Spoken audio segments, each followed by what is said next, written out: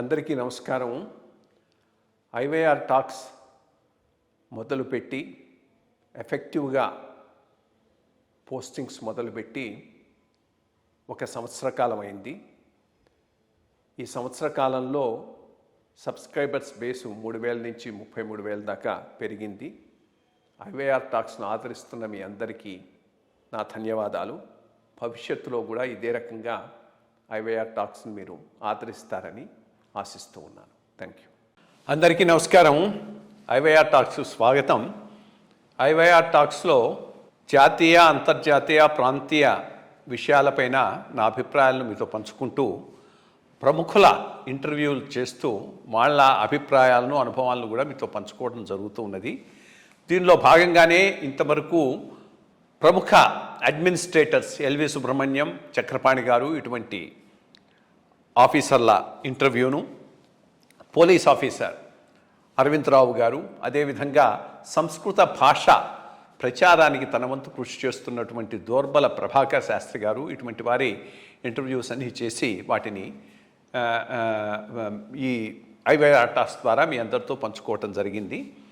అట్లాగే ప్రముఖులైనటువంటి ఇంజనీర్లు కొండలరావు గారు, సీతాపతిరావు గారు, ఆంధ్రప్రదేశ్ రాష్ట్రానికి చాలా కాంట్రిబ్యూట్ చేసిన వాళ్ళు, వీళ్ళ ఇంటర్వ్యూస్ని కూడా చేసి మీతో పంచుకోవటం జరిగింది. ఇవన్నీ కూడా ఐవైఆర్ టాక్స్లో బ్రాడ్కాస్ట్ సెక్షన్లో సెలబ్రిటీస్ ఇంటర్వ్యూస్ కింద అవైలబుల్గా ఉన్నాయి. ఎవరైనా కావాల్సి ఉంటే అక్కడ ఫాలో కావచ్చు. అదే రకంగా నంది వెలుగు ముక్తేశ్వరరావు గారితో పార్ట్ 1లో ప్రధానంగా ఆయన బాల్యము, స్వయం కృషితో ఎదగటము, ఆ పైన సర్వీస్లోకి రావటం, సర్వీస్లోకి వచ్చిన తర్వాత ఆయన అనుభవాలు, వీటన్నిటినీ ఒక స్టేజ్ వరకు పంచుకోవటం జరిగింది. అంటే టీటీడీలో ఉన్నంత వరకు. ఆ పైన కొల్లేరు లేక్ ఎంక్రోచ్మెంట్ రిమూవల్, అది ఒక పెద్ద అప్పట్లో వర్క్, చాలా మేజర్ వర్క్. ఆ దాంట్లో ఇన్వాల్వ్ అయినాడు. అక్కడి నుంచి కమిషన్ ఎండోమెంట్స్గా, కలెక్టర్గా ఆయన అనుభవాలను, రిటైర్మెంట్ తర్వాత ఆయన చేస్తున్నటువంటి కార్యక్రమాలను, వీటిని గురించి మనం ఇప్పుడు తెలుసుకుందాం. నమస్కారం ముక్తేశ్వరరావు గారు. నమస్కారం సార్. నమస్కారం. మనం జేఈఓ తిరుపతిగా మీ అనుభవాలు అవి పార్ట్ 1తో అక్కడ ముగించాము. అక్కడి నుంచి మిమ్మల్ని కొల్లేరుకు వేశారు. నాకు తెలుసు, అది కొల్లేరు టైంలో నేను ఫైనాన్స్లో ఉన్నాను, రాజశేఖర రెడ్డి గారి టైంలో. ఐఎమ్ నాట్ రాంగ్, ముఖ్యమంత్రి రాజశేఖర రెడ్డి గారు. లవ్ అగర్వాల్ అక్కడ కలెక్టర్ అనుకుంటా, love Agarwal west Godavari collector అనుకుంటాను. ఆ టైంలో కొల్లేరు కాంటూర్స్ను డిటర్మిన్ చేసి వాటిలో ఉన్న ఎంక్రోచ్మెంట్ రిమూవల్ ఒక పెద్ద యజ్ఞంలాగా జరిగింది. సో దానిలో మిమ్మల్ని ఇన్వాల్వ్ చేశారు, దాంట్లో మీరు వెళ్ళారు. చెప్పండి ఆ అనుభవాలు. బికాస్ చాలా entrenched vested interest in terms of ఫిషింగ్ను మీరు ఫేస్ చేసి ఉంటారు. ఎట్లా జరిగింది ఏంటనే చెప్పండి. నాకు ఇది అనుకోకుండా వచ్చింది సార్. ఇది ఒకసారి పిడుగుపాటుగా వచ్చింది అంటారు కదా, పిడుగుపాటుగా. నాకు ఎందుకంటే నేను అసలు వెళ్తానని కానీ ఇదే అనుకోలేదు. మొట్టమొదటి ఆర్డర్ ఏమన్నా వచ్చిందంటే he is on deputation to Kolleru operation అని. అంటే విచ్ ఐ అండర్స్టూడ్, అది మనం డిప్యుటేషన్కి వెళ్తాము, అది ఆపరేషన్ కంప్లీట్ అయిన తర్వాత వెనక్కి వస్తామని. మళ్ళా ఒక రోజులోనో 2 రోజుల్లోనో దాన్ని మళ్ళా మార్చేసి మన్ని అక్కడి నుంచి పంపాలనేటటువంటి కోరిక బాగా బలంగా ఉన్నటువంటి ఒక రాజకీయ వర్గం మనని జేఈఓ నుంచి బయటికి పంపించాలి. కొల్లేరులోకి వచ్చి పడ్డాం. కొల్లేరులో ఫస్ట్ వచ్చినప్పుడు నాకు చేప బొమ్మను కూడా దీంట్లో బ్లాక్ బోర్డు మీద ఎక్కడన్నా పటాల్లో చూడటం తప్పితే చేపను కూడా నేను దగ్గరగా చూసింది లేదు.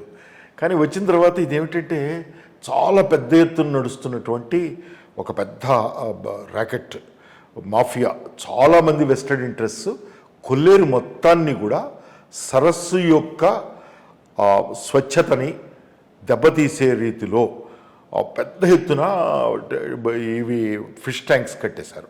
ఫిష్ ట్యాంక్స్ కూడా ఒక్కొక్కటి 400 ఎకరాలు, 500 ఎకరాలు, 800 ఎకరాలు. వాటికి కట్టినటువంటి ట్యాంక్ కట్టినటువంటి గట్లు కూడా బండ్స్ ఒక్క దాని మీద ఒక లారీ ఎదురుగా వస్తే ఇంకో లారీ ఎదురుగా వస్తే కూడా ఎదురు పడినా కూడా వీలు కానంత ఉంటుంది.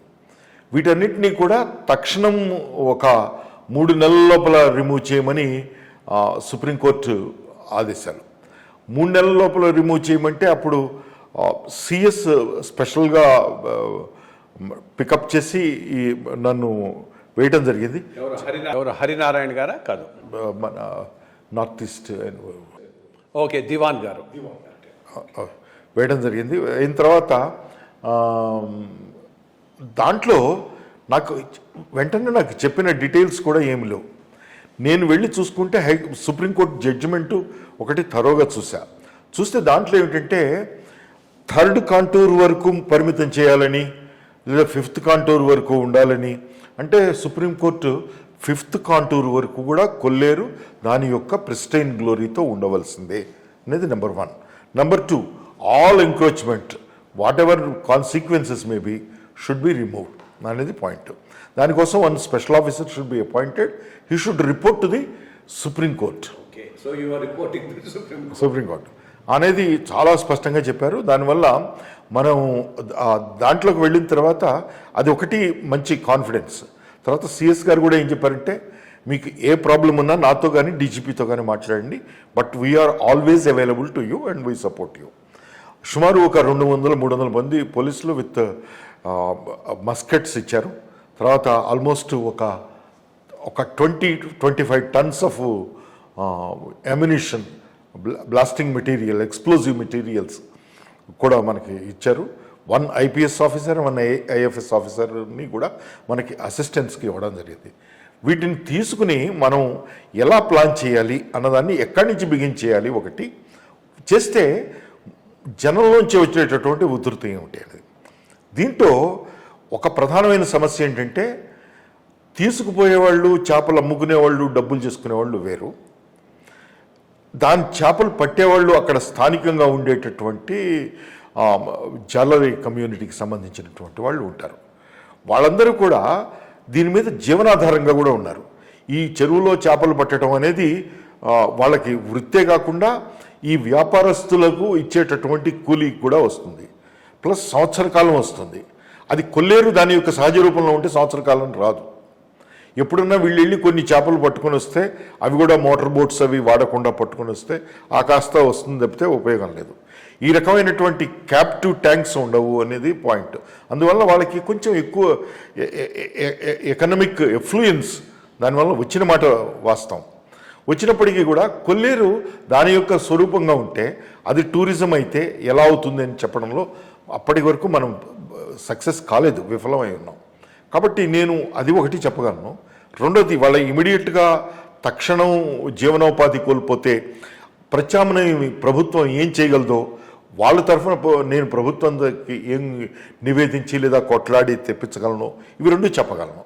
వీటి ద్వారా మనం ఎట్లా చెప్పాలి అనేది ప్లాన్ చేసుకుని నేను ఫస్ట్ వల్నరబుల్ స్పాట్ ఆగడాల లంక, దాని పేరే ఆగడాల లంక. ఆగడాల లంకలో విజిట్ చేసినప్పుడు మొత్తం పోలీసులు వెళ్ళిపోతేనే బయటికి చెప్తా ఉన్నారు. అప్పటికే చాలా మందిని ఈ రకమైన ఇది చేసి అక్కడే ఉంచేసి చాలా గొడవలైనాయి. కానీ నేను ఉండిపోయి వాళ్ళతో, మీరు ఏమైనా అడగండి నేను చెప్తాను, మీకు నచ్చితేనే చేయండి. ఒకటి, ఇది సుప్రీంకోర్టు ఆర్డర్. సుప్రీంకోర్టు ఆర్డర్ని మీరు ఛాలెంజ్ చేయలేదు. పోనీ ఛాలెంజ్ చేసినా ఇంకొక ఆర్డర్ తెచ్చుకోలేకపోయారు. తెచ్చుకోలేనప్పుడు ఇది అనివార్యంగా ఉంటుంది. నా ప్లేస్లో ఉంటే మీరు ఏం చేస్తారు, ఇలా ఆలోచించండి అని చెప్పి మీరు ఆలోచించి చెప్పండి, నాకు ఇప్పుడేం చెప్పక్కర్లేదని వాళ్ళ ముందున్న ప్రత్యామ్నాయాలు. ఒకటి, నా మాట వింటే నేను మీ తరఫున నేను చేయగలిగేది నేను చెప్తాను, లేదా ఇంకేం చేయగలము అనేది కూడా చాలా థరోగా నెగోషియేట్ చేసిన తర్వాత వాళ్ళందరూ మీరు 1 day 2 days టైం ఇచ్చి ఈ కంఠం మీద కత్తి పెట్టి అంటారు కదా, అలాంటివి కాకుండా వాళ్ళని డెమోక్రటిక్ డైలాగ్ ఓపెన్ చేయడం జరిగింది. మొత్తం అందరినీ కూడా, అన్ని ప్రాంతాల వాళ్ళని కూడా మీరు అది వచ్చి చెప్పచ్చు, మీరు ఏమన్నా అడిగితే కూడా మేము ఇవ్వడానికి సిద్ధంగా ఉన్నామని చెప్పాము. చెప్పిన తర్వాత ఆపరేషన్ స్టార్ట్ అయింది. వాళ్ళ వరకు వాళ్ళు సైలెంట్ అయ్యారు. అయిన తర్వాత పొలిటికల్ క్లౌడ్ ఏంటంటే, మాది ముందు కొట్టద్దండి, కొంచెం చేపలు ఉన్నాయి, ఒక్క 1 week టైం ఇస్తే మేము ఇది చేస్తాము అది చేస్తాము అని రకరకాల బేరసారాలతో సహా ముందుకొచ్చారు. ఈ దెన్ అక్కడ ఉండే స్థానికంగా ఉండే రకరకాల హాస్పిటాలిటీతో కూడా రకరకాల మాటలు మాట్లాడుతూ ఉంటారు వాళ్ళు. అంతా రిచ్ కల్చర్ ఉందిలే అక్కడ. కరెక్ట్. అవును. దాంతో మాట్లాడితే నేను చెప్పాను అది కాదు అని చెప్పి. ఫస్ట్ అప్పుడున్నటువంటి ఫారెస్ట్ డిపార్ట్మెంట్లో ఇది వైల్డ్ లైఫ్ దీని కిందకు వస్తుంది. ఫారెస్ట్ డిపార్ట్మెంట్లో ఉన్న ఒక ప్రధానమైన వారిదే మొట్టమొదట బ్రేక్ చేయడం జరిగింది. ఫారెస్ట్ డిపార్ట్మెంట్ ఆఫీసరే అక్కడ పెట్టాడు అంటారా? కాదు, ఫారెస్ట్ డిపార్ట్మెంట్ మినిస్టర్దే బ్లాస్ట్ చేయడం జరిగింది. ఫస్ట్ అదే బ్లాస్ట్. అది అక్కడ చేస్తే కానీ కాదు, వచ్చేదేదో అక్కడే వస్తుంది, ఉధృతంగా వస్తుంది, ఫేస్ అవుతాం. ఆ తర్వాత మనం ఫేస్ అవ్వాల్సింది తగ్గుతుంది. అందుకని చెప్పి అక్కడ మొదలుపెట్టి దాన్ని బ్లాస్ట్ చేయడం జరిగింది. బ్లాస్ట్ చేసిన తర్వాత మళ్ళా తక్కినవన్నీ కూడా ఇంకా మనం ఇప్పుడు ఇంకా దీని మీద నెగోషియేట్ చేయడానికి వీలేదని ప్రజల వరకు మనం కాన్ఫిడెన్స్ ఇవ్వగలిగాము. వాళ్ళతో నేను సేల్ అవ్వడానికి కూడా సిద్ధంగా ఉన్నాను. వాళ్ళ I will go to any extent for their cause. కానీ వీళ్ళ కాజ్ కోసం నేను ఉండాల్సిన అవసరం లేదు. ఇప్పుడు నవ్వు సక్సెస్ఫుల్లీ 2 క్యాంప్స్ అయిపోయినాయి. దాని తక్కినవన్నీ కూడా ఈ అమ్యునేషన్ తీసుకెళ్ళి గట్ల మీద బాంబ్స్ పెట్టి పేల్చడం, కంటిన్యూస్గా పేల్చడం జరిగింది.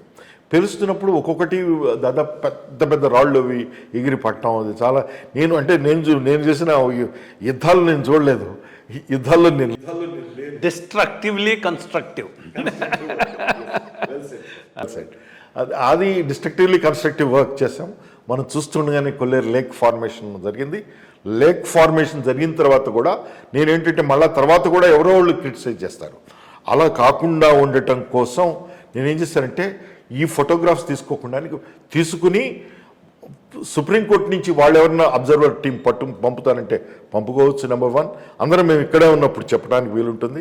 నెంబర్ 2, మన స్టేట్ గవర్నమెంట్ ఇచ్చే ఒక టీం, ఫారెస్ట్ డిపార్ట్మెంట్ ఇచ్చే ఒక టీము, వీళ్ళందరూ విజిట్ చేసుకుని ఫార్మేషన్ది సర్టిఫికేట్ ఇచ్చిన తర్వాత స్పెషల్ ఆడిట్ సిఏజీని అడిగి నేనున్న పీరియడ్లో ఖర్చు పెట్టిన దానికి మళ్ళా నేను వెళ్ళిపోయిన తర్వాత ఆ డాక్యుమెంట్లు ఎవడో చూపించాడు.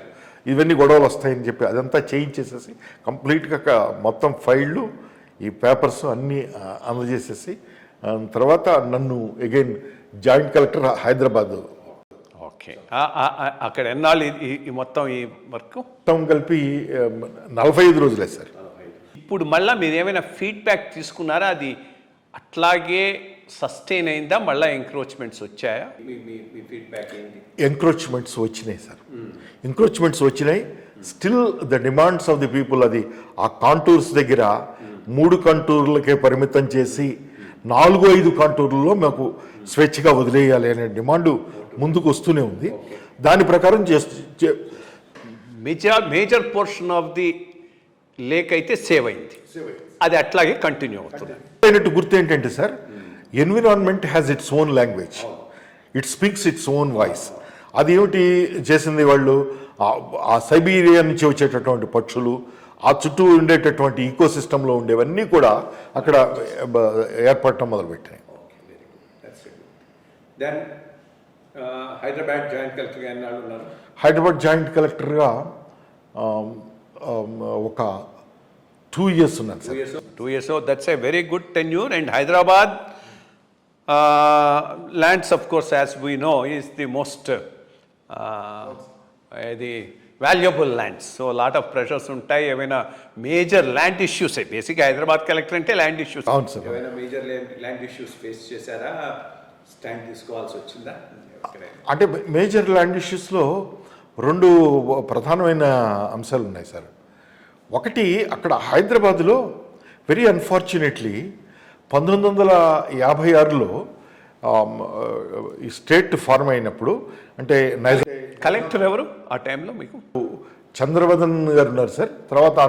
తర్వాత నవీన్ మిట్టల్, ఇద్దరు కలెక్టర్స్ ఉన్నప్పుడు నాకేమైందంటే అక్కడ ఒక విచిత్రమైనది, ఎన్ఓసి ఒక ఇష్యూ ఉంటుంది సార్. హైదరాబాద్ కలెక్టర్లో ఉన్న ఆ రకమైన ఎన్ఓసి ఇష్యూ ప్రపంచంలో ఎక్కడా లేదు. ఇది ఏ ప్రైవేట్ పట్టాదారు అయినా సరే అక్కడ ఇల్లు కట్టుకోవాలంటే ఇది గవర్నమెంట్ది కాదు అని గవర్నమెంట్ చెప్పాలి. దానికోసం ఎన్ఓసి అప్లై చేసుకోవాలి. వాళ్ళు మున్సిపాలిటీలో ఎన్ఓసికి అడుగుతారు. వాడు ఇక్కడ తిరగలేక దుంపదెగుతుంది. దానికి ఏమైందంటే సర్వేలో that primordial error happened in survey. ఏమైందంటే 1956 ఆ ప్రాంతాల్లో when state merged with Nizam state, అక్కడ వీళ్ళు ఏం చేశారంటే ఈ ఆంధ్ర ఏరియా సర్వేస్ ఇచ్చారు వాళ్ళకి.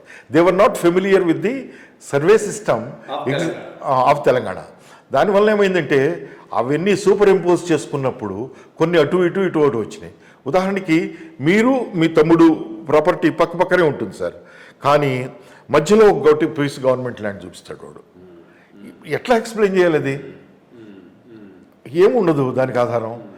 అది దీనికి అప్పుడు చాలా జాగ్రత్తగా వర్క్ చేసి టీమ్స్ని కూర్చోబెట్టి క్లియర్ చేయడానికి నేను అంటే ఒక కాన్వర్జెన్స్ మీటింగ్ పెట్టేవాడిని. కాన్వర్జెన్స్ మీటింగ్ కూడా చాలా సందర్భాల్లో ఏమవుతుందంటే sir, we really exercise our hierarchical powers. నేనేంటంటే ఎవరు ఎన్ని రకాల అబ్జెక్షన్ చెప్పినా కూడా దానిని వాళ్ళే ఎక్స్ప్లెయిన్ చేయాలి, సమర్థించాలి. దాని ప్రకారం కూర్చుని అందరినీ తీసుకుని అబ్జెక్షన్స్ ఏమన్నా ఉంటే మున్సిపాలిటీ కానీ తక్కని department HUDA or somebody even survey land records ఎవరి ఉన్నా కూడా వాళ్ళందరివి అక్కడ సమక్షంలో విని రికార్డ్ చేసి క్లియర్ చేసేవాళ్ళం సార్. క్లియర్ చేస్తున్నప్పుడు ఇక్కడ ఒక విచిత్రమైన సమస్య వచ్చింది సార్. అసలు ఎప్పుడైనా ఇలాంటి అప్లికేషన్లు ఎక్కువ ఉన్నప్పుడు జనరల్గా మనం ఏం చేయాలి? Order of precedence is chronology. ముందు వచ్చిన వాడిది ఫస్ట్ కేస్ ఫస్ట్ అవుట్ అవ్వాలి. దాని ప్రకారము నేను చాలా త్వరగా క్లియర్ చేస్తున్నాను. చాలా అంటే 100స్లోంచి 10స్లోకి వచ్చినాయి. ఆ టైంలో అలా క్లియర్ చేయొద్దు అని నాకు పొలిటికల్ క్లౌడ్ నుంచి ఇది వచ్చింది. వాళ్ళు ఎవరు మా దగ్గరికి రావటం లేదు. అది ఆఫీసర్ సరిగ్గా పనిచేస్తే వాళ్ళ దగ్గరికి ఎవరు పోరు. So okay right. మనకి ఏదో రుక్మాంగద కథల్లో యమలోకానికి ఎవరు రావటం లేదని చెప్పి యముడు బాధపడిపోయినట్టు వాళ్ళు బాధపడిపోయారు చేశారు. తర్వాత అన్నీ క్లియర్ చేసేస్తున్నాను అనేది ఇంకోటి. దీని మీద అంటే తక్కిన వాళ్ళకి ఏమిటంటే పబ్లిక్కి చాలా గొప్ప ఇదనమాట. అంటే ఇది నేను ఆన్లైన్లో పెట్టి వాళ్ళకి కాపీ సేమ్ డే పంపేవాడిని సార్. అంటే మీది క్లియర్ అయితే 6ంటికి క్లియర్ అయితే 6:10కి మీరు చూసుకోవచ్చు మీ దాంట్లో. అలా సిస్టంలో అంత జనరేట్ చేసి తరోగా చేయడంతో పబ్లిక్ చాలా మంచి పేరు వచ్చింది. ఆ తర్వాత నేను రిటైర్ అయిన తర్వాత 3-4 ఏళ్ల తర్వాత ట్రైన్లో పెడుతుంటే ఒక ఆయన నా వంక అదే పనిగా చూస్తున్నాడు. చూస్తుంటే ఏమిటండి అంటే మీరు ఫలానా కదా అన్నాడు. అవునంటే ఆయన లేచి దండం పెట్టాడు సార్. దండం పెట్టడం ఎందుకంటే మీది నా ఫైల్ క్లియర్ చేశారు సార్. ఒట్టి పుణ్యానికి అట్లా వచ్చి అడిగితే అది 10 ఏళ్ల నుంచి వస్తున్నాను నేను హైకోర్టు అడ్వకేట్ని. 2 సార్లు నేను ఆర్డర్ తెచ్చుకున్నా కూడా క్లియర్ అవ్వలేదు. కానీ మీరు రాగానే చేసేసారు. Yes sir. అది దాని మీద వచ్చిన తర్వాత ఆ కారణంగానే నేను అన్నీ క్లియర్ చేసేస్తున్నాను అన్న కారణంగానే చేశారు. చేసిన తర్వాత ఈ దఫా ఏంటంటే అసలు వినలేదని, తర్వాత ఒక 2-3 చాలా వెస్టెడ్ ఇంట్రెస్ట్ మనం మాట వినలేదని, ఒక 500 crores వర్త్ ల్యాండ్ నేను గట్టిగా పట్టానని సుప్రీంకోర్టులో అప్పీల్ చేయొద్దంటారు. నేను they want to weaken the appeal and I said no. I agree. దీని మీద నేను ఈ ల్యాండ్స్ మీద ఇన్ఫ్యాక్ట్ నేను సిసిఎల్ఏగా పనిచేశాను కాబట్టి నా ఎక్స్పీరియన్స్ మీద కూడా నవ్యాంధ్ర మై జర్నీ అనే పుస్తకంలో దీని గురించి స్పెసిఫిక్గా రాశాను. దీంట్లో నేను మెన్షన్ చేసిన పాయింటే ఇది. నేను మెన్షన్ చేసిన పాయింట్ ఏంటంటే ఈ ల్యాండ్ గ్రాబర్స్కు వాడి టైం స్పాన్ చాలా long. Ability to manage institutions is also great. ఒకవేళ ఎవరైనా కనుక ఆనెస్ట్ ఆఫీసరు, మాట వినని ఆఫీసరు వచ్చాడు అని అంటే ఆయన పోయిన దాకా వెయిట్ చేస్తారు. ఆ ఫైల్ ఆయనకు రాకుండా చూసుకుంటారు.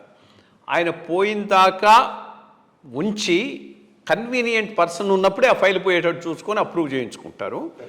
వీళ్ళ లింక్ ఎట్లా ఉంటుందని అంటే అన్నీ మేనేజ్ చేయడానికి ఇంక్లూడింగ్ కోర్ట్స్ కూడా. సో దట్ ఆ ఫైనల్ తీర్థం కూడా అయిపోతే ఇంకా భూమి ఫ్యాబ్రికేటెడ్ డాక్యుమెంట్స్ మీద కూడా వాళ్ళది అయిపోవటానికి చూసుకుంటారన్నారు. అదే రకంలో ఆ వెస్టర్న్ ఇంట్రెస్ట్ 500 కోట్ల భూమి అంటే సామాన్యం కాదు. తప్పకుండా మిమ్మల్ని అక్కడ ఉంచే పరిస్థితి కూడా లేదు. ఎక్కడిది ల్యాండ్, ఐ మీన్ ఇండివిజువల్స్ మనం ఏం డిస్కస్ చేయొద్దు. But which is this land, this 500 acres land?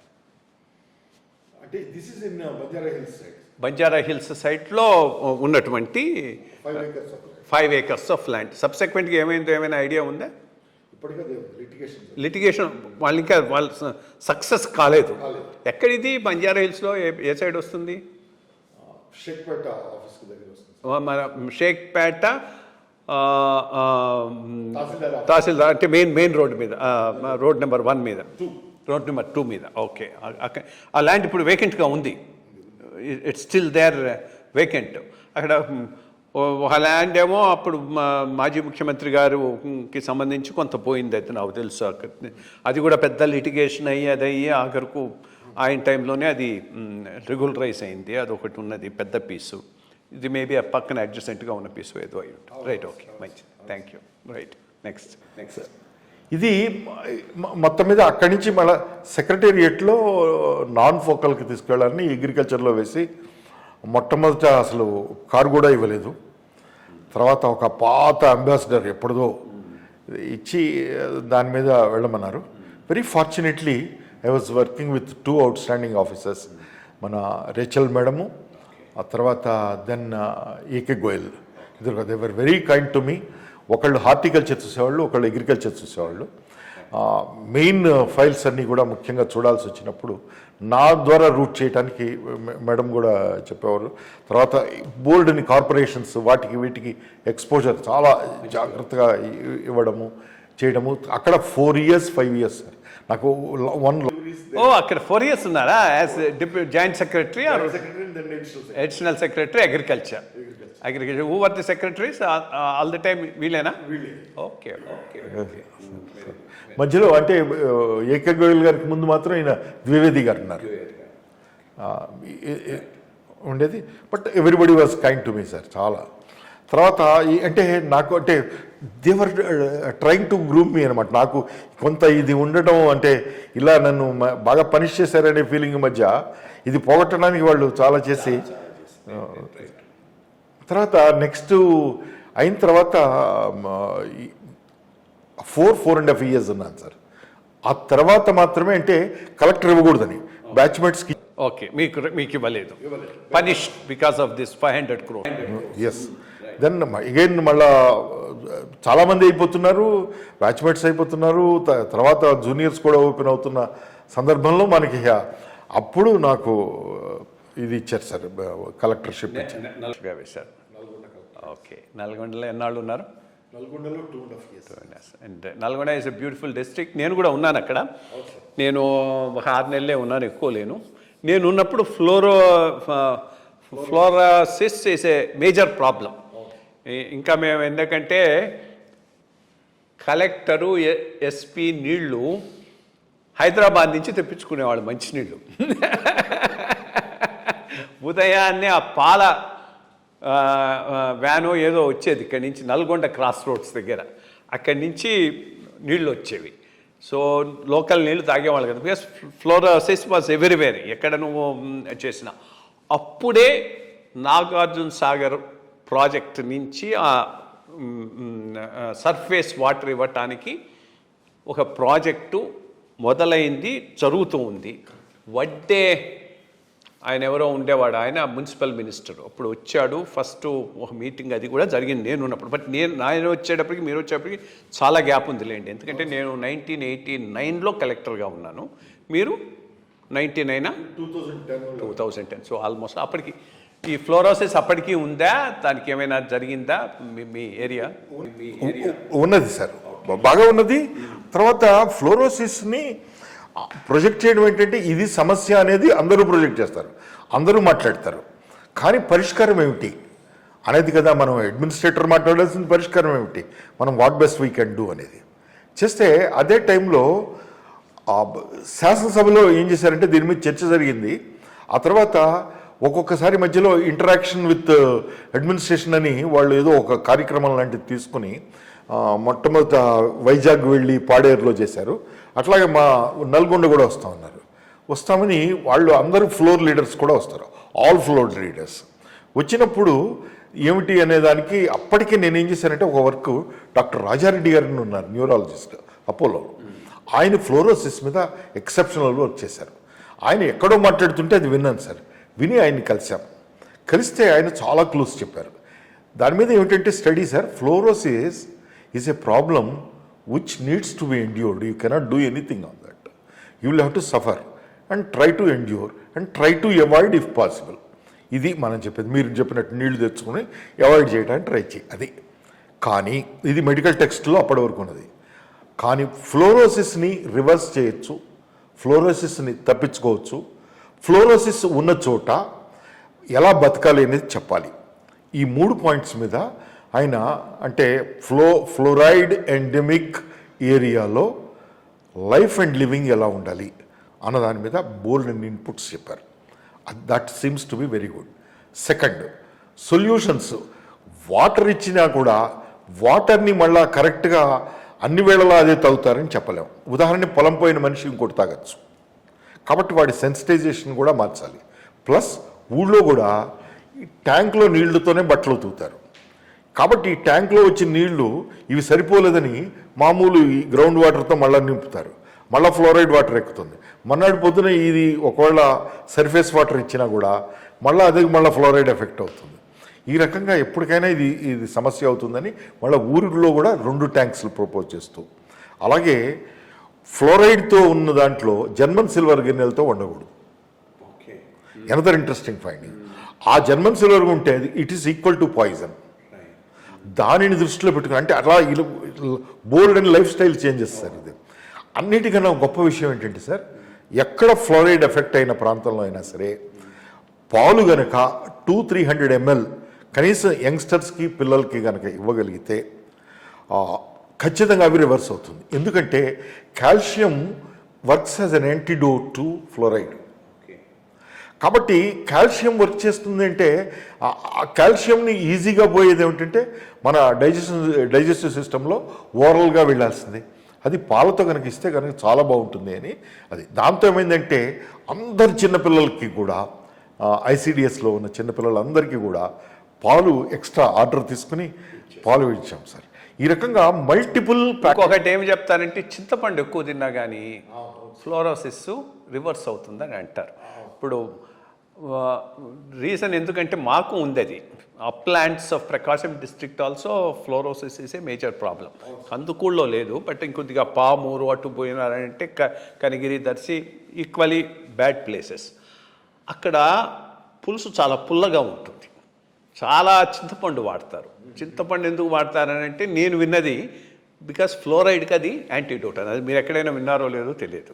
విన్నాను సార్, అది విన్నాను. కాబట్టి వాళ్ళు ఏమంటారంటే సార్, డాక్టర్స్ అనేది మాత్రం ఇండైరెక్ట్గా పనిచేస్తుందని.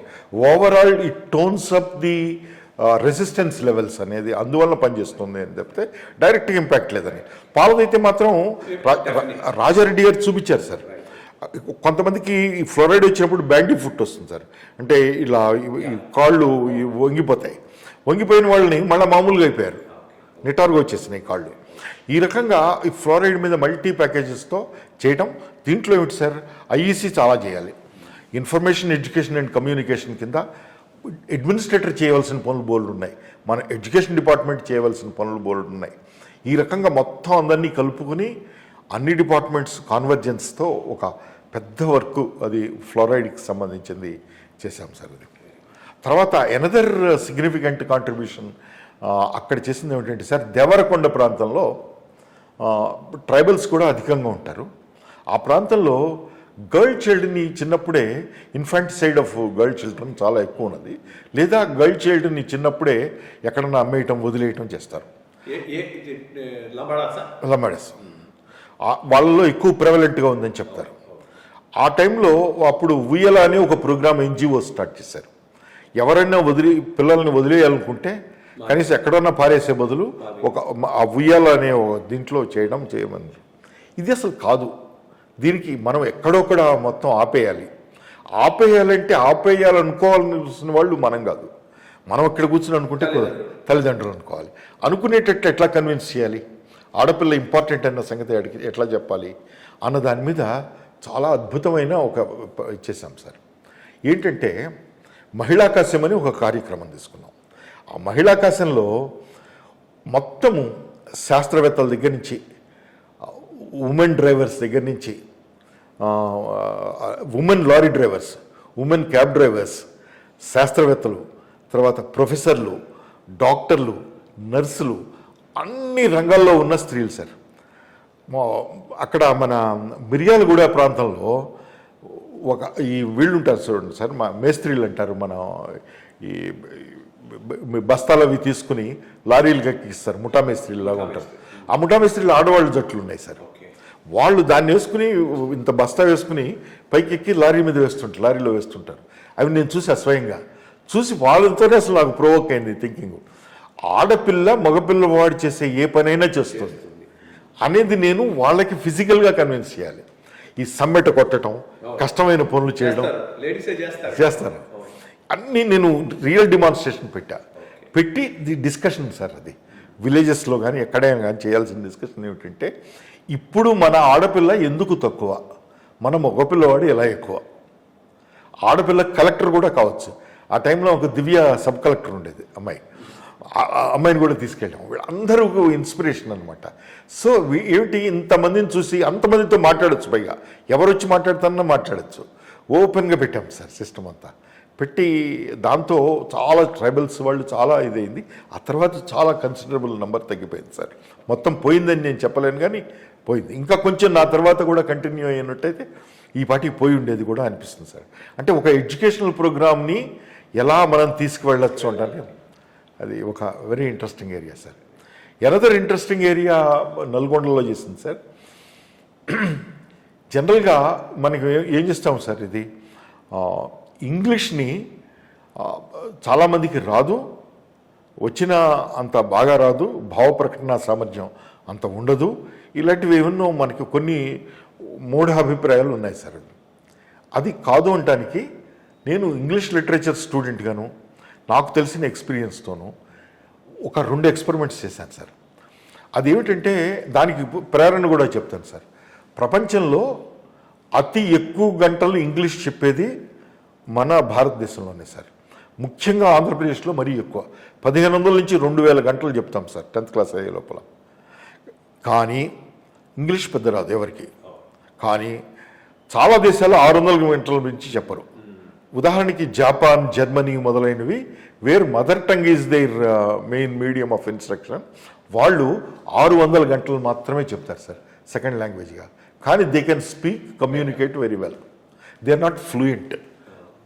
What if somebody is not fluent, if he is able to communicate and gel together, it's all right. So ఆ రకంగా ఏం చేసామంటే, ఆ స్టడీ బేస్గా నేను ఏం చేశానంటే, సివి ఆనందన్ గారిని ఆయన ఉన్నారు, ఆయన్ని తీసుకుని ఒక ఎక్స్పెరిమెంట్ చేశాం.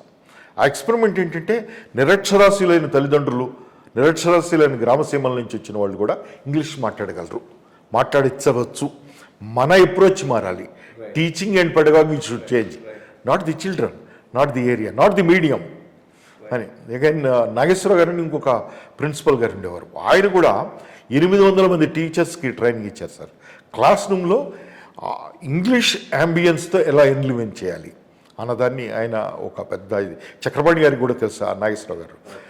ఇవన్నీ చేసిన తర్వాత మనకి నిజానికి సెకండ్ లాంగ్వేజ్గా ఉన్నదానిని ఏదైనా అసలు ప్రభుత్వాలు చూడాల్సిన పని, సెకండ్ లాంగ్వేజ్ అండ్ థర్డ్ లాంగ్వేజ్గా ఉన్నవి కమ్యూనికేషన్ కోసం మాత్రమే సార్. ఫస్ట్ లాంగ్వేజ్గా ఉన్న దాంట్లోనే ఈథోస్, కల్చర్, హిస్టరీ అన్నీ రిఫ్లెక్ట్ అవుతాయి. దీన్ని డీప్గా చదువుకోవాలి. దాన్ని మన కమ్యూనికేషన్కి దాంట్లో ఏం చేస్తాడు సార్, జాన్ మిల్టన్ పాఠము, ఇంకో పాఠము, పారడైజ్ లాస్ట్, అవన్నీ పెడతాడు. అదంతా మనకు అనవసరం. యాక్చువల్గా డిగ్రీ కోర్సులో పెట్టుకోవచ్చు కావాలంటే. Not as a second language. Second language should emphasize communication, more communication. కాబట్టి దాని మీద చేసాము. అది ఒక మంచి సక్సెస్ఫుల్ ఎక్స్పెరిమెంట్ సార్. తర్వాత కేజీబీవీలు, వాటికి కూడా ముఖ్యంగా హాస్టల్స్గా పెట్టేస్తారు సార్. ఈ హాస్టల్స్గా పెట్టిన తర్వాత వాళ్ళు ఏం చేస్తారు, అందరినీ లోపలేసి కూర్చోబెడతారు, స్టడీ అవర్ అని పెడతారు, ఒక కర్ర లాంటిది పెట్టుకుని అక్కడ ఎవడో కాపలా కూర్చుంటారు. ఆ పిల్లలు ఏదో చదువుకుంటారు, నటిస్తారు, ఏదో వెళ్ళిపోతుంది. అలా కాకుండా హాస్టల్లో ఎక్స్ట్రా కరిక్యులర్ యాక్టివిటీస్ కనుక ఇస్తే పిల్లలు ఎలా షేపప్ అవుతారు అంటానికి ఒక అద్భుతమైన ప్యాకేజ్ తీసుకున్నాం. తర్వాత కొన్ని గ్రామాల్లో దయ్యాలు వస్తాయని రాత్రిపూట ఆడపిల్లలు అసలే డ్రాప్అవుట్స్ని తీసుకొచ్చి చేరిస్తే మళ్ళీ వాళ్ళు పారిపోతున్నారు.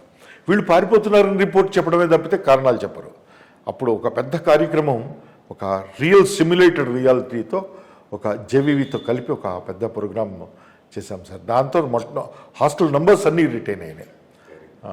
దెన్ అదే టైంలో స్కూల్ గోయింగ్ చిల్డ్రన్కి ఎటర్నల్ ఇంట్రెస్ట్ ఉండేది ఫిజిక్స్ మీద కానీ వీటి మీద ఇంట్రెస్ట్ రావాలంటే దీని మీద చెప్పాలి సార్. అంతరిక్షం మీద చెప్పినప్పుడు మనకు కూడా ఇవాళ కళ్ళు పెద్ద అవుతాయి మనం ఎవరిని చెప్తుంటే కూడా. అంతరిక్షం మీద చెప్పడానికి వాళ్ళకి ఒక స్పెషల్ క్లాసెస్ తీసుకుని చెప్పాం. అలాగే మ్యాథ్స్ లెక్కలు మాకు ఒక లెక్క అని అని ఒక కార్యక్రమం తీసుకుని ఇవన్నీ హాస్టల్ బోర్డర్స్కి సార్. సో మీరు రియల్లీ ఆ కలెక్టర్ పోస్ట్ను మల్టీఫేరియస్గా the way it should be you enjoyed it and you worked it. That's very good, absolutely right. అది మనకి ఏమైందంటే సార్, మనకి ఛాయాసురేశ్వర స్వామి దేవాలయం ఉంటుంది. విన్నాను, వెళ్ళలేదు, బట్ మా వాడు చెప్పాడు. నాకు చాలా షార్ట్ టర్మ్ ఉన్నాలే అక్కడ, అది వెళ్ళాను. ఎస్, చెప్పండి. ఇక్కడ స్వామివారి ఛాయ ఎప్పుడు ఉంటుంది. ఆ టెంపుల్ ఒక మన భౌతిక శాస్త్రం రీత్యా కూడా ఒక వింత అద్భుతం. ఆ టెంపుల్లో చాలా వీళ్ళు మన ఆర్కియాలజీ వాళ్ళు పెట్టుకున్నారు. దాని మీద రిపేర్స్ అవి ఏమి చేయరు. మనోహర్ ప్రసాద్ గారు చాలా అద్భుతమైన ప్రయత్నం చేశారు. ఆ తర్వాత నేను వచ్చిన తర్వాత ఏం చేశానంటే, ఆ టెంపుల్ దగ్గర ఒక మహాశివరాత్రికి నాకెందుకో ఇది ప్రజలతో పూనుకొని ఈ ప్రాంతాన్ని కొంచెం అభివృద్ధి చేయాలనిపించి శివ సంకల్పం అని ఒక ప్రోగ్రాం చేశాను సార్, కలెక్టర్గా కాకుండా ఒక భక్తుడిగా. అదేలే శివార్చకుడి కుమారుడిగా అని. అంటే శివుడికి ఏమని చెప్తారంటే సార్, తన్మే శివ సంకల్పం వస్తు అని. అంటే నా సంకల్పం శివుడి యొక్క సంకల్పం అవుగా, కానీ శివుడి సంకల్పం అయితేనే కదా ఏదైనా నెరవేరేది అనేది అర్థంలో అనమాట. సో దాని మీద కూర్చుని అక్కడ వచ్చిన వాళ్ళందరినీ నేను ఎన్లైటన్ చేశా. భజనలు, మంచి కార్యక్రమాలు పెట్టి ఏం చెప్పారంటే, మనం ఈ గుడిని బాగు చేసుకుందాం. ఎలా చేసుకుందాం ఏమిటి అంటే, వాళ్ళు చాలా they come up with lot of ideas. అంటే నేను తర్వాత మీరు ఎంత కావాలంటే అంత ఇస్తాం సార్, అది అస్సలు ఒక్క పైసా ఇవ్వద్దు, మీకు నాకు ఇక్కడ ఇవ్వవలసింది భక్తి, ఇక్కడ ఇవ్వవలసింది బోల్డ్ అంత సపోర్టు, మీరు ఇక్కడ నిజంగా భక్తి ఉంటే కలిసి పనిచేద్దాం రండి అని చెప్పి నేనేం చేశానంటే, మొట్టమొదట ఇది ఎట్లా వర్కౌట్ చేద్దాము అన్నదానికి ఒక చిన్న స్కెచ్ వేసుకుంటుంటే, ఒక రోజున ఎదురుగా ఉన్న పంట పండే భూమిలో, అది భూమి కాదు సార్, అది కోనేరు అన్నారు. కోనేరు ఏమిటి అంటే, ఆ రోజున అక్కడ నాతో పాటు ఎస్సీ ఉన్నాడు సార్, ఎస్సీ ఇరిగేషన్ అనుకుంటా ఉంటే, అతను అటు పక్కన ఒక జేసీబీ పోతుంది. ఆ జేసీబీ పోతుంటే అది జేసీబీని ఆపమని చెప్పాను నేను ఎస్సీని. ఆపమంటే ఆపితే దాన్ని అంతటి మట్టి తీర్చమని చెప్పాను. మట్టి తీస్తే ఓ పక్క మెట్లు బయటపడ్డాయి. మెట్లు బయటపడ్డాయి అంటే ఖచ్చితంగా అది కోనేరై ఉంటుంది. ఇది ఎంత దూరం ఉందంటే అక్కడ దాకా ఉంటుందన్నాడు ఒక పెద్ద ఆయన. అంటే అటుపక్క తీస్తే మళ్ళీ అటుపక్క మెట్లు వచ్చినాయి. కాబట్టి అది అన్ని పక్కల మెట్లు ఉన్నాయనుకుని తీయించమంటే నేనే తీస్తాను సార్ అన్నాడు ఆయన ఎస్సీ. మొత్తం తీయిస్తానని చెప్పి మొత్తం తీయించేశాడు ఆయన. హీజ్ ఏ ముస్లిం, కానీ మొత్తం అంతా పెద్ద దాని మట్టి అంతా తీసేశాడు. అద్భుతమైన కోనేరు ఫార్మ్ అయింది సార్, ఇప్పటికి కూడా అది ఉంది. ఆ తర్వాత దాని పక్కన 4 ఎకరాల పొలం ఉంది, అది తీసి అప్పగించేసాం. దాని పక్కన ఇప్పుడు పెద్ద చక్కని తోట, రకరకాలైనటువంటి దేవాలయ సంబంధమైన దేవతా వృక్షాలు ఇవన్నీ వేసి చాలా చక్కగా డెవలప్ చేశారు. గుడి చాలా అద్భుతంగా వచ్చింది sir. Very good, that's a great satisfaction for you. Excellent. అక్కడి నుంచి ఎక్కడికి వచ్చారు సార్? నల్గొండ నుంచి మళ్ళీ హైదరాబాద్ కమిషనర్ ఎండోమెంట్స్గా వచ్చాను. అక్కడ ఎన్నాళ్ళు ఉన్నారు? ఆ కమిషనర్ ఎండోమెంట్స్గా 1 year ఉన్నాను సార్. 1 year ఆర్డు ఉన్నాను sir. Major issues you tackled? Sir major ఇష్యూస్కి వచ్చేటప్పటికి, ఎక్కడ అర్చకులకు ఆఫీసర్స్ జీతాలు చెల్లించవలసి ఉంటుందో వీళ్ళు వెళ్ళి తెచ్చుకోవాలి సార్. అక్కడికి ఇది ఆఫీస్కి వెళ్ళి తెచ్చుకోవాలి. అది ఇచ్చేదే చాలా తక్కువ, దానికి ఆఫీస్ చుట్టూ తిరగటానికి సరిపోతుంది, వాడికి మళ్ళా చడపటం రకరకాలు జరుగుతున్నాయి. దాంట్లో తప్పులు నాకు తెలుసు అది. నేను ఎందుకంటే కర్ణాకర్ణిగా అంతకుముందే వినున్నా. నేను ఇప్పుడు నిర్ణయం తీసుకోవాల్సిన దశలో ఉన్నాను. కాబట్టి నిర్ణయం తీసుకోవడం కోసం నేనేం చెప్పానంటే, ఎప్పటి రోజులు ఎప్పటి ప్రపంచము, మనం 21వ శతాబ్దంలోకి వచ్చేసిన తరుణంలో కూడా ఈ పిచ్చి మాటలు అనవసరం. మొత్తం అన్ని బ్యాంక్ అకౌంట్ ఓపెన్ చేసి 1st తారీఖు కల్లా పడిపోవాల్సిందే, number 1. Number 2, if the amounts secured from the lands and other resources shops కానీ ఏమైనా వచ్చినవి, దాంట్లో the first charge should be archaka Swami's,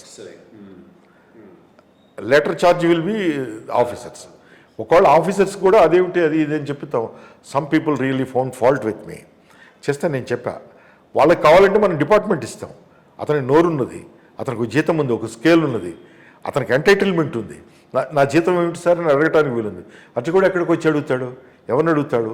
అసలు అది అతను స్వామి సేవ మానేసి ఇక్కడికి వచ్చి మన చుట్టూ తిరగటం ఏమిటి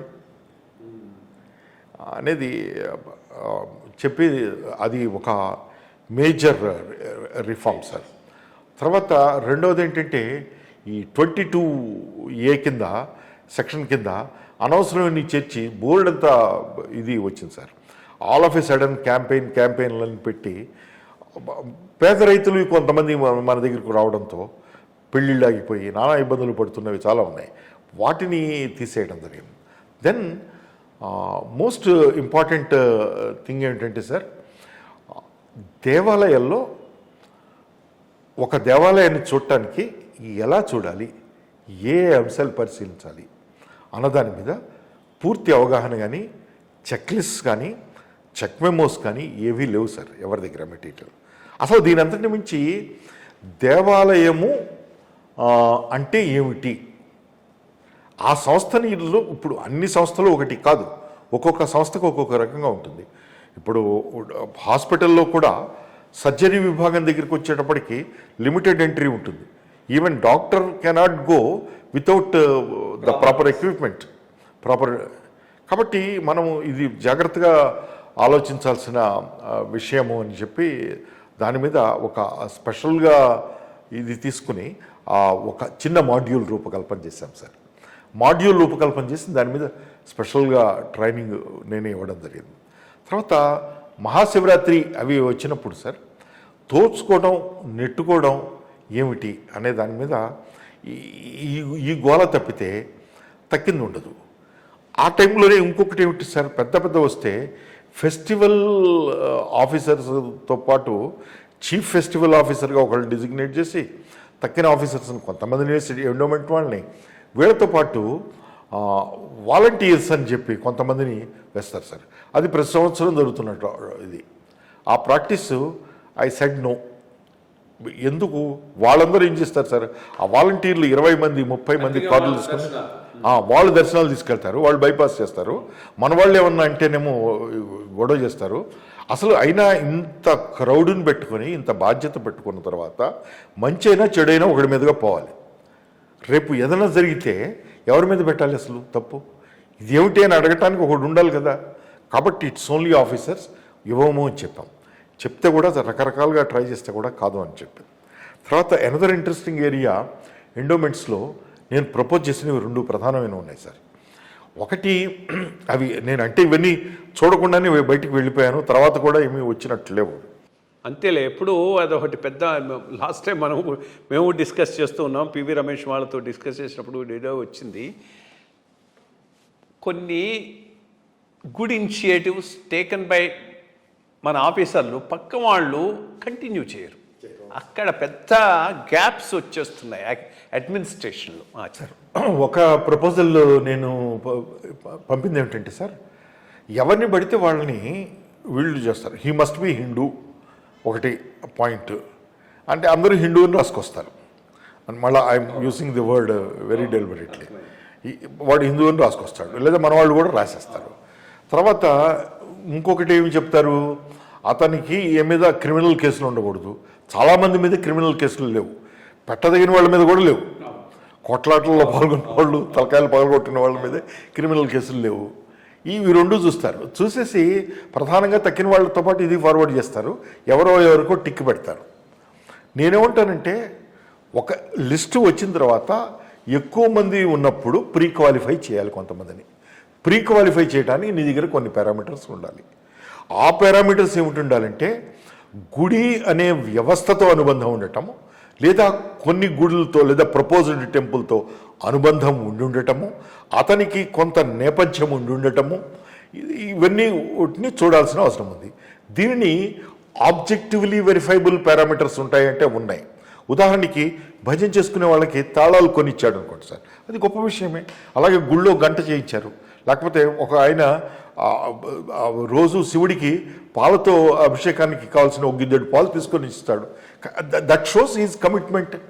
ఏది లేనివాడేమో, అన్ని కమిట్మెంట్లు ఉన్నవాడేమో బయట ఉండిపోతున్నాడు, ఏమీ లేని వాడు ఎక్కడికి వస్తున్నాడు. ఇది తప్పు. అందువల్ల కొన్ని పారామీటర్స్ ఇట్లా చేయొచ్చు అని నేను ఒక డీటెయిల్డ్గా ప్రపోజల్ పంపాను సార్. సెకండ్ ప్రపోజల్ ఈజ్ ఇనండేషన్కి గురి అవుతున్నటువంటి కొన్ని టెంపుల్, ఈ మునకకు గురి అయిపోతున్నప్పుడు వాటిని రిలోకేట్ చేయడానికి ఒక ప్యాకేజ్ చెప్తారు మనకి R&Rలో. రిలోకేషన్ చేయడంతో పాటు మనం ఇంకొక ప్రధానమైనటువంటి అంశం చేయవలసింది ఏంటంటే సార్, ఇక్కడ నుంచి అక్కడికి రావడానికి రిలోకేషన్ ఛార్జెస్తో సహా ట్రాన్స్షిప్మెంటు ఇవన్నీ కూడా చాలా వాటిని పరిగణనలో తీసుకోవట్లేదు. నష్టపరిహారం ఇవ్వడలేదు. నష్టపరిహారం ఇంకో ప్రాంతం నుంచి ఇంకో ప్రాంతానికి రీలోకేట్ అవ్వాలంటే చాలా ఇవ్వాలి. వీటన్నిటిని కలిపి ఒక ప్యాకేజీ ఇలా ఉండాలి అని చెప్పాను. లాస్ట్ది ఏపీవన్ శర్మ గారితో ఒక చిన్న కమిటీ చేసి చాలా ఇంట్రెస్టింగ్ వర్క్ అవుట్ చేశాము సార్. ఏపీవన్ శర్మ సారు నేను జేయుగా ఉన్నప్పుడు, నేను తిరుమల జేయుగా తిరుపతి జేయుగా ఉన్నప్పుడు he was extremely supportive, highly democratic officer. ఆయన చేసిన కార్యక్రమాలన్నిటికీ నా ఎక్స్పెరిమెంటేషన్కి పాపం ఒక్క నిమిషం కూడా ఇది చేయకుండా చాలా సపోర్ట్ చేశారు. ఏపీవన్ శర్మ గారితో వేసిన కమిటీ ఏంటంటే, పునరుద్ధరణ పనులప్పుడు సార్ ఇష్టం వచ్చినట్టు గుడి కూల్చేయడం, పడేయటం, ఆ నిర్మాణం చూడకపోవటం, నిర్మాణం యొక్క శైలిని చూడకపోవటం, కట్టడాలు కూడా ఎట్లా పడితే అట్లా కట్టడం. ఇది మోడర్న్ ఇంజనీరింగ్ అనుగుణమేమో కానీ యాక్చువల్గా ట్రెడిషనల్ ఇంజనీరింగ్కి తప్పు. ఇది తర్వాత ఈవెన్ ఫర్ ఎగ్జాంపుల్ అన్నదానం లాంటిది కట్టాలంటే, వేద పాఠశాల లాంటిది కట్టాలంటే అక్కడున్న దేవస్థానంలో వాడిన శిల్పకళకు సంబంధించిన లేదా చారిత్రక భూమిక ఉన్నటువంటి శైలిని మాత్రమే వాడాలి. ఆ శైలి నాగరా శైలి, వేసరా శైలి, అలాంటి శైలిని తీసుకొచ్చి ఇక్కడ పెట్టుకోవాలి మనం. అక్కడ చూడంగానే ఏ ప్రాంతం చూసినా, ఈవెన్ అన్నదానం బిల్డింగ్ అట్లా చూస్తే కూడా ఇది తిరుపతిలో ఉన్నామని మనకు వెంటనే అర్థం కావాలి. అది మామూలు బిల్డింగ్ కడతారు సార్, ఇవి కట్టకూడదు. వీటన్నిటి మీద కూడా స్ట్రక్చర్స్ మీద కొన్ని రికమెండేషన్స్తో అది చేయడం జరిగింది. ఇవి ఎండోమెంట్లో ఉన్నప్పుడు సార్. ఎండోమెంట్ నుంచి కల్చరల్ చేశారు. ఓకే, అది చేసి రిటైర్ అక్కడనే అయినారా? అది అక్కడి నుంచి retire. Okay, A day before the state divided you retired. The day the state got divided, I became chief secretary. So అక్కడ నుంచి ఆఫ్టర్ రిటైర్మెంట్ మళ్ళా మీరు ఒకటి గుడ్ థింగ్ ఏంటంటే, మీ ఒక రకంగా వారసత్వ అనుబంధం అనుకుందాం, టెంపుల్స్లో మీరు ఇన్ అండ్ అవుట్ అవుతున్నారు. ఆఫ్టర్ రిటైర్మెంట్ ఆల్సో మళ్ళా టీటీడీలో మీరు had a occasion to serve and do some strong work. దాని గురించి 5 నిమిషాలు మాట్లాడితే then we go for. Sir, ఇది స్పెషల్ ఆఫీసర్ పని ఏమిటంటే యాక్చువల్గా ప్రాజెక్ట్స్ సార్. ప్రాజెక్ట్స్ మనకి డివోషనల్ ప్రాజెక్ట్స్ ఉన్నాయి సార్. ఈ డివోషనల్ ప్రాజెక్ట్స్ మనకి మళ్ళీ 2 రకాలు ఉంటాయి. ఒకటి లిటరరీ మెటీరియల్ పబ్లిష్ చేయడము, ప్రాపగేట్ చేయడము, ఇదంతా ఒక భాగము. తక్కినవి ఏమిటి అంటే పర్ఫార్మెన్స్ రిలేటెడ్ అన్నమాచార్య ప్రాజెక్టు, ఇట్లాంటివన్నీ కూడా దాస సాహిత్య ఇవన్నీ కూడా ఇట్లాంటివి ఉన్నాయి. వీటన్నిటినీ కూడా ఈ ప్రాజెక్ట్స్లో నేను వెళ్ళేటప్పటికీ పురాణ ప్రాజెక్టు చాలా కాలం అయింది, స్టార్ట్ అయ్యి మోర్ దాన్ 10 years అయింది. అది పెద్ద కంప్లీట్ కాల. సుమారు 4,83,000 శ్లోకాలు అనువాదం కావాల్సి ఉంటే సుమారు 70,000 మాత్రమే అనువాదం అయినాయి 10 ఏళ్ళ తర్వాత. ఈ రకంగా ఎప్పటికైనట్టు అంటే మనం ఒక 40-50 ఏళ్ళ తర్వాత అవుతుంది. ఇది కాదు అసలు దీంట్లో ఎక్కడెక్కడ మిస్సింగ్ లింక్స్ ఉన్నాయి అనేది చూసాం సార్. వాళ్ళు పండితులు అనువాదం చేసిన తర్వాత వాళ్ళ దస్తూరితో చేసింది తీసుకొచ్చి వీళ్ళు టైప్ చేస్తున్నారు. టైప్ చేసిన దాంట్లో వీళ్ళు మళ్ళీ కొన్ని తప్పులు చేస్తున్నారు. మళ్ళీ వాళ్ళకి కరెక్షన్ పంపుతాం. కరెక్షన్ పంపితే వాళ్ళు మళ్ళీ కరెక్షన్ చేసి పంపుతారు. మళ్ళీ వీళ్ళు తప్పులు అవుతాయి. ఇది చాలా కాలంగా వెళ్ళిపోతూ ఉంటుంది. నేనేం చేశానంటే ఎవరు పండితులు చేస్తున్నారో వాళ్ళ దగ్గర కూడా డిటిపి ఆపరేటర్లు అన్ని చోట్ల ఉన్నారు. మనం ఇచ్చే డబ్బులు వాళ్ళకే ఇస్తాం, వాళ్ళనే డిటిపి చేయమని చెప్తాం. చేస్తే వాళ్ళు ఫైనల్ ప్రింట్ మనకి ఇస్తారు. మనం ఫైనల్గా చూసుకొని పరిష్కరణ విభాగం వాళ్ళు ఫైనల్గా చూసుకొని ప్రింట్ చేసేసుకున్నారు. ఇది చేయడం వల్ల 3 స్టెప్పులు తగ్గిపోయినాయి సార్. 3 స్టెప్పులు తగ్గిపోవడంతో ఇది ఉన్నది. తర్వాత ప్రతి నెల కూడా మానిటరింగ్ మొదలుపెట్టాం. ఎలా వస్తుంది, ఎవరెవరు బాగా చేస్తున్నారు, వేగంగా చేస్తున్నారు, క్వాలిటీతో వస్తుంది, వీటన్నిటిని కూర్చుని.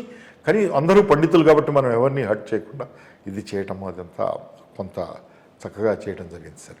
మోర్ ఇంపార్టెంట్లీ ఇక్కడ మీరు ఈ సమరసత దాంతో ఈ టెంపుల్ కన్స్ట్రక్షను అక్కడ ఏమనాలి పూజా విధానాన్ని కొత్త టెంపుల్స్లో చేయటం అది పెద్ద ఇనిషియేటివ్. దాని గురించి కూడా 2 minutes సార్. దీంట్లో సమరసతలో జరిగినటువంటి ప్రధానమైన భూమిక ఏమిటంటే సార్, పార్టిసిపేటరీ మెథడ్లో కమ్యూనిటీ మధ్య కూర్చొని వాళ్ళు కమ్యూనిటీలో కాస్త ఇట్లాంటి కొంచెం సద్భావన ఉన్న వ్యక్తుల్ని సెలెక్ట్ చేసుకుని తీసుకురావడం అనేది జరిగింది సార్. రావడానికి ముందు ఏమిటంటే ఒక పరిశీలన జరిగింది.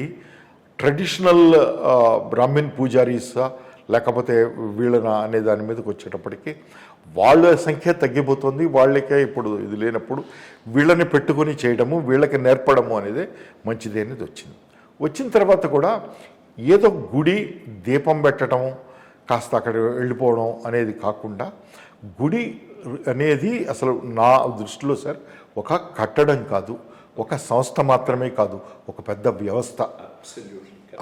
అది మనం అర్థం చేసుకోవాలి. ఆ వ్యవస్థని అర్థం చేసుకునేవాడు అయి ఉండాలి అర్చకుడు. ఆ వ్యవస్థకి భక్తులకి అనుబంధాన్ని అర్థం చేసుకునేవాడు ఉండాలి.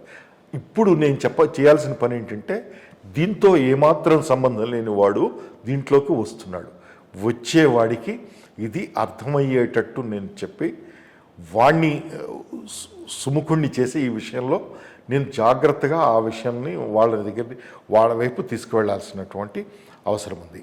దానికి నేనేం చేశానంటే, ఈ మాడ్యూల్ రూపకల్పనకి ఒక 4-5 టీచర్లు, అంతకుముందు శుభప్రదం చేశాం సార్. శుభప్రదం కూడా ఇంతకుముందు ఏంటంటే అన్ని కథలతో నిండి ఉండేది, చాలా పెద్ద బుక్ ఉండేది. అలా లేకుండా పిల్లలు రియలైజేషనల్ ఎడ్యుకేషన్ అంటారు సార్. అంటే కొన్ని ఉదాహరణకి ఇట్లా తప్పు చేస్తే తప్పు కదా నాన్న, తమ్ముడిని కొట్టకూడదు కదా, ఇలా చెప్పేవాళ్ళు మనకు చిన్నప్పుడు. అలాంటివి కావాలి సార్. తమ్ముడు ఏడుస్తాడు కదా, అబద్ధం చెప్పచ్చా, ఇట్లాంటివి చెప్పేవాళ్ళు. అలాంటివి ఎలా చెప్పచ్చు అనడానికి ఒక ఎక్స్పెరిమెంటేషన్ మెథడ్లో మంచి మాడ్యూల్ తీసుకొచ్చాను సార్. ఇట్స్ వండర్ఫుల్ మాడ్యూల్ శుభప్రదం. ఆ టీంని తీసుకుని మళ్ళీ ఇక్కడ ఆలయం వచ్చిన ఒక 80 బుక్స్ పెట్టుకుని నేను చదివి వాళ్ళ చేత చదివించి, దాని తర్వాత ఒక సిరీస్ ఆఫ్ డిస్కషన్స్ పెట్టుకొని ఆ మాడ్యూల్ రూపకల్పన చేయడం జరిగింది సార్. చాప్టరైజ్ చేసుకుని ఆ చాప్టరైజేషన్లో కూడా సమాజము గుడికి ఉన్న సంబంధం, సమాజము ధర్మానికి ఉన్న సంబంధము, సమాజము ధర్మానికి ఉన్న సంబంధం, సమాజము ధర్మము గుడికి ఉన్న సంబంధము, అర్చకుడికి గుడికి ఉన్న సంబంధము, సమాజముకు అర్చకుడికి ఉన్న సంబంధం, ఇవన్నీ కలుపుతూ ఒక మాడ్యూల్ రూపకల్పన చేసి ట్రైనింగ్ కూడా నేను యాక్చువల్గా I proposed for 30 days. Somehow they did not agree. 15 రోజులు చాలని, అది కూడా రెసిడెన్షియల్ చేయాలని. రెసిడెన్షియల్ కూడా మన కనుసన్నల్లో ఉండాలి. నేను ఎవరిని తీసుకున్నానో వాళ్ళందరూ నాకు బాగా చెప్పగలరు అనుకున్న వాళ్ళని నేను తీసుకున్నాను. వాళ్ళు 24 గంటలు ఇక్కడే ఉండాలి, క్యాంపస్లోనే ఉండాలి. అందువల్ల వీళ్ళని చూసుకుంటూ ఉండాలి.